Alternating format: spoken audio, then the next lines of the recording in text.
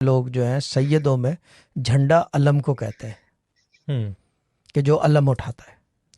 اب علم سے مطلب یہ نہیں کہ مذہبی نہیں ہے، مگر ایک سائن ہوتا ہے علم. یس کہ یہ پاکستانی فوج کا یہ جھنڈا ہے، انڈین فوج کا یہ جھنڈا ہے، سری لنکن کا، امریکنز کا جھنڈا. وہ جو علم اٹھاتا ہے نا وہ اور کچھ نہیں کرتا. صحیح.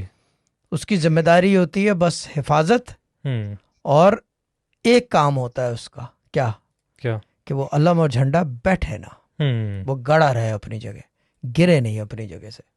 جب سب فوجیں مر جاتی ہیں، سب کچھ ہو جاتا ہے، لاسٹ میں جو ہے وہ علم گرایا جاتا ہے، اور جب گرایا جاتا ہے تو وہ مارا جاتا ہے. وہ ایسے نہیں گراتا، مارا جاتا ہے.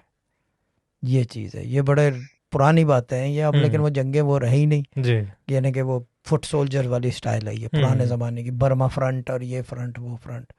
علم اٹھانے والے لوگ جو ہیں وہ کیئر کرتے ہیں اس علم کی اور اس پورے سسٹم کی، نظام اور دستور کی. ان کو فوجیوں کی پرواہ نہیں ہوتی، صحیح. جس جگہ کا علم ہوتا ہے اس کی پرواہ ہوتی ہے.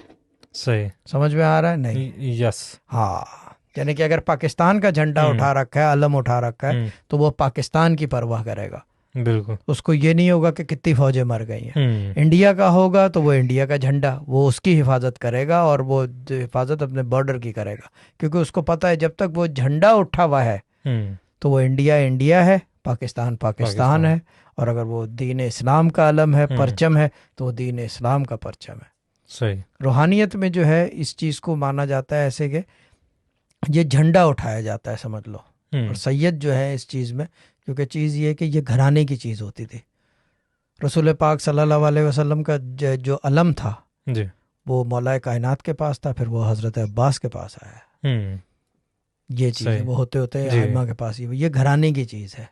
اب یہ باتیں کہاں رہی، کوئی کرتا ہی نہیں ہے. سب الگ الگ اپنے جھنڈوں میں وہی، یعنی کہ ٹھگیوں کے چکر میں نا اس کو بزنس بنا رکھا ہے.